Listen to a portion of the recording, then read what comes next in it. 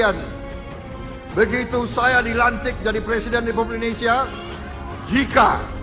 jika memang saya menerima mandat dari rakyat, pada saat itu saya akan cari bukti-bukti korupsi semua itu.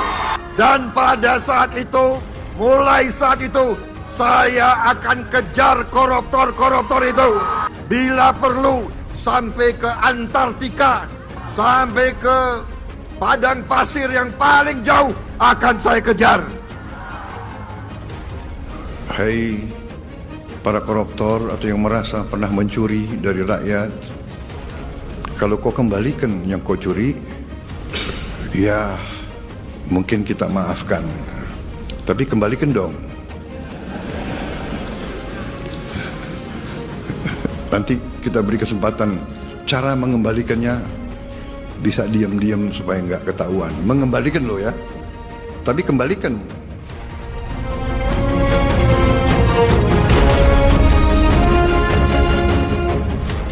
Baru-baru ini publik dikejutkan dengan vonis ringan 6,5 tahun yang didapat Harvey Moise. Usai dinyatakan bersalah dalam kasus korupsi timah yang merugikan negara sebesar 300 triliun. Vonis 6,5 tahun tersebut dibacakan Eko Arianto dalam sidang kasus korupsi tata niaga timah di Pengadilan Tindak Pidana Korupsi Jakarta pada Senin tanggal 23 Desember tahun 2024.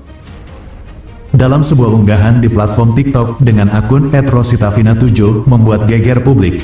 Unggahan tersebut menarasikan bahwa Presiden Prabowo Subianto telah memecat Eko Arianto, hakim yang menjatuhkan vonis 6,5 tahun penjara kepada terdakwa kasus korupsi timah Harvey Moise. Lebih mengejutkan lagi, unggahan itu menyebut bahwa Harvey Moise yang dikenal sebagai suami Sandra Dewi akan dijatuhi hukuman mati. Dalam unggahan tersebut tertulis, Prabowo pecat hakim yang vonis Harvey Moise hanya 6,5 tahun diumumkan hari ini. Korupsi 300 triliun akan dihukum mati.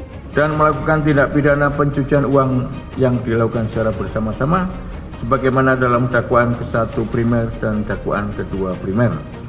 2. Menjatuhkan pidana kepada terdakwa dengan pidana penjara selama 6 tahun dan 6 bulan dan denda sebesar 1 miliar rupiah dengan ketentuan apabila denda tersebut tidak dibayar akan diganti dengan pidana kurungan selama 6 bulan.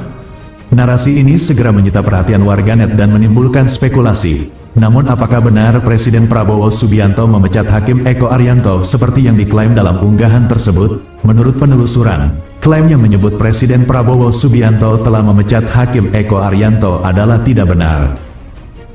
Hingga berita ini diturunkan pada Selasa tanggal 7 Januari tahun 2025, tidak ada pernyataan resmi dari Presiden Prabowo terkait pemecatan hakim tersebut. Namun diketahui bahwa Presiden Prabowo memang sempat memberikan kritik keras terhadap vonis ringan yang dijatuhkan kepada para pelaku korupsi. Dalam acara Musyawarah Perencanaan Pembangunan Nasional yang digelar di Jakarta pada Senin tanggal 30 Desember tahun 2024, Prabowo menyampaikan kritik pedas terhadap vonis ringan yang diberikan kepada para koruptor. Presiden Prabowo meminta Kejaksaan melalui Jaksa Agung ST Burhanuddin untuk mengajukan banding terhadap putusan-putusan yang dianggap terlalu ringan. Meski memberikan kritik tajam, Prabowo tidak secara spesifik menyebut kasus Harvey Moise atau Hakim Eko Arianto dalam pidatonya. Namun vonis 6,5 tahun yang dijatuhkan kepada Harvey Moise memang menuai kontroversi luas, karena dianggap tidak sebanding dengan nilai kerugian negara yang mencapai 300 triliun rupiah. Menghukum terdakwa untuk membayar uang pengganti kerugian keuangan negara sebesar 210 miliar rupiah dengan ketentuan jika terpidana tidak membayar uang pengganti selama paling lama 1 tahun setelah putusan pengadilan memperoleh kekuatan hukum tetap, maka harta bendanya dapat disita oleh jaksa dan dilelang untuk menutupi uang pengganti tersebut. Dan apabila terpidana tidak mempunyai harta benda yang mencukupi untuk membayar uang pengganti tersebut, maka diganti dengan pidana penjara selama 2 tahun.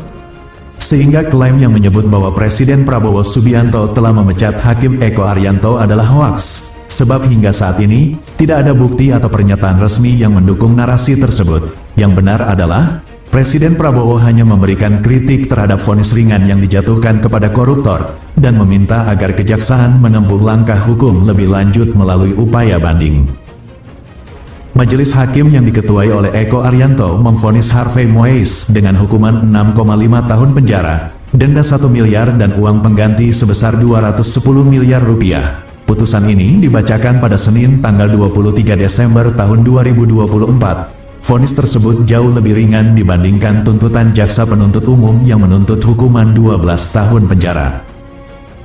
Majelis Hakim beralasan bahwa tuntutan JPU dianggap terlalu berat jika dibandingkan dengan kesalahan terdakwa berdasarkan kronologi kasus. Keputusan ini pun mendapat sorotan dari berbagai pihak, termasuk masyarakat yang merasa vonis tersebut tidak adil. Kalau rekan media menganggap bahwa ada permainan jaksa hakim, saya kira itu terlalu berlebihan, ya. Nah, jadi begini, ya, kalau melihat perkara timah, kita juga harus utuh melihatnya. Kenapa? Karena Harvey Moise itu hanya salah satu, ya. Apa yang menjadi peran dari yang bersangkutan? Itu dulu yang harus kita pahami bersama, ya. Nah, kalau kita lihat peran yang bersangkutan, ya, yang pertama, dia menginisiasi pertemuan antara PT Timah dengan para pemilik smelter.